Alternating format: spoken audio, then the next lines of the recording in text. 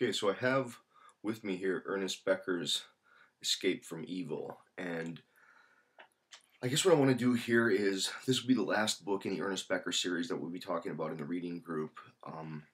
There were three books that we tried to focus on in Ernest Becker: the second edition of The Birth and Death of Meaning, and then Denial of Death, and then his final work, which actually was published posthumously, and it was published by his wife Marie against his wishes. I think it was good that she had published it, but it really takes a somewhat significant turn from some of Becker's earlier work, where Becker in the second edition of Birth and Death and Meaning, it's like this guy is appearing to announce these long-awaited discoveries, and that from his perspective, the Enlightenment thought and contemporary sociology, psychology, anthropology, it had all congealed together to disclose a rigorous science of the human. I think he had really believed that self-esteem was a linchpin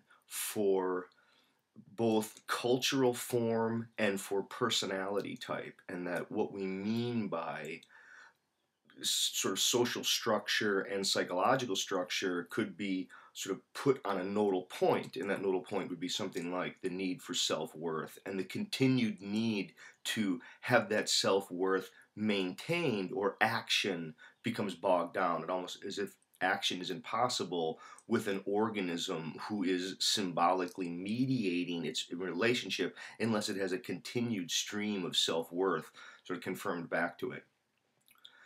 By the time Becker gets to Denial of Death, and I think we saw this a little bit, he starts to realize that the yearning for worth and self-esteem knows no bounds, and it culminates into a kind of death denial. And we could see this in, I guess, basic Christian thought, where the claim is that you don't die, that there's a sort of trans-empirical soul, or that there's something there that keeps, I guess, the individual from having to deal with the fact of being an animal who's going to die. And there's myths and there's stories, and I think that Becker isn't critical of the idea of creative myth. I think what he is, he's very skeptical and critical of just delusion, people not having the courage to face the facts of contemporary science, the facts of contemporary evolutionary biology.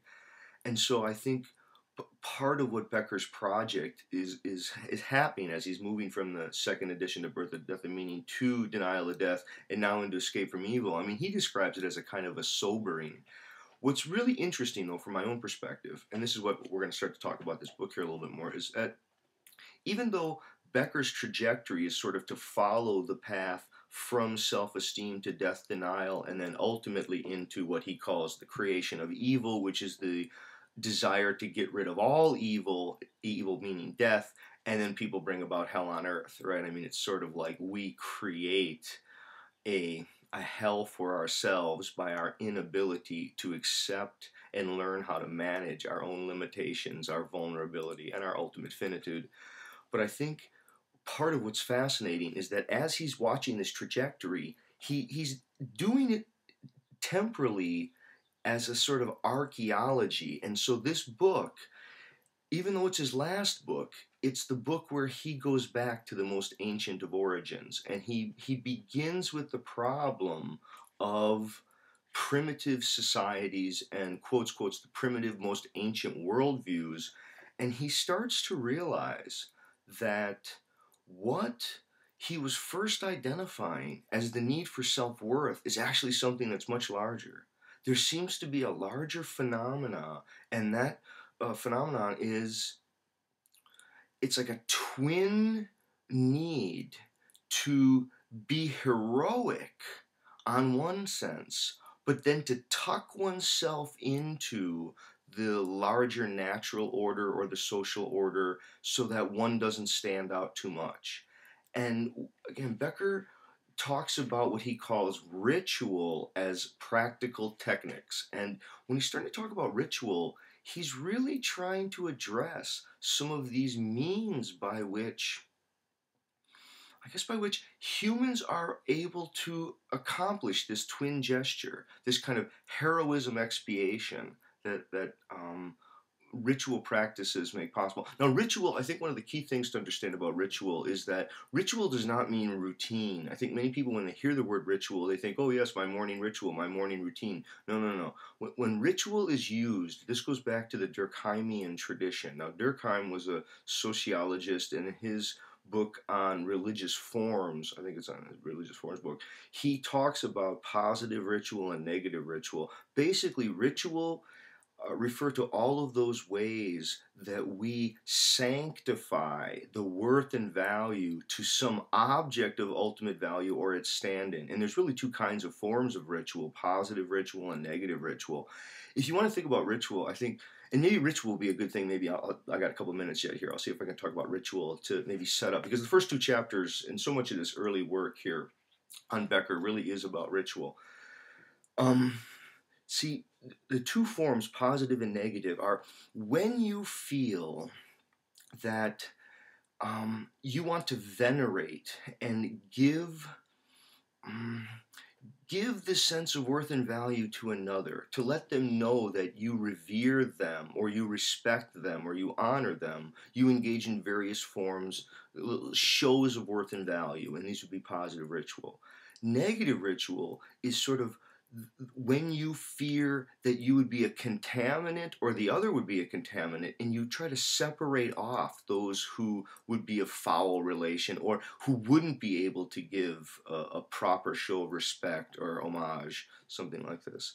I think the logic is sort of like contamination. If you think of contamination when you were a little kid and having cooties, like if someone would touch you and they go, oh, you have cooties, that sense of having cooties is, or they, the way little kids play with each other around who is, I guess, sort of has this magical aura of you want to be by them, you want to touch them, want to be seen next to them. That's that sort of positive ritual. And then the negative ritual is all those separating practices where, again, you fear that, somebody has cooties or someone has touched you and you've now been contaminated. There's lots of ways that ritual plays out, when we're just interacting face to face. Oftentimes, the everyday interaction is just filled with positive and negative ritual. We don't even notice it. If you're at a dinner and you drop a fork on the floor, you may ask another fork. Now that you may ask for another fork. Now the floor may be clean, but ritually that fork is contaminated. There's so many ways where we give people distance, where we look at them in a certain way. See, so much ritual is conveyed by gestures and by gifts and by things that we do, but oftentimes it's just conveyed by looks, by tones. I can tell here on YouTube, see on YouTube, so much of the argument, the debates between people, oftentimes they're about ritual meaning, and they're about who values who in what way. It's sort of like this. This is the way that ritual sort of plays out with nonverbal display, with facial comportments, with tone of voice, all these other things. It's sort of like one person says, "This is how I see myself. This is how I see you. This is how I see you seeing me."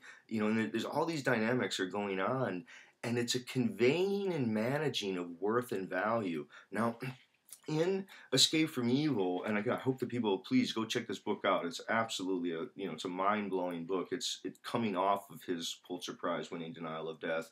The blurbs, it's got Anais Nin, it's got a stream of amazing blurbs. I would like people, check out this book. Let's talk more about it. So much of what Becker's gonna try to do in the book is to try to get us to understand what evil is. People want to get at what is evil, what's the nature of evil, the problem of evil. I think for Becker, the problem of evil is going to get caught in the problem of linear time, of once-only calendars, and of accumulated property and the division of wealth between you know, those who have and those who do not have, and then how that relates to the need to expiate the guilt of being human. Okay, so please, this is, I guess, the opening talk here. Go check out Escape from Evil. I'm going to be posting up a couple more videos on that in the next couple of days. I think I'm also going to post a quick paragraph call. See what I can do about something with that. Okay, thanks.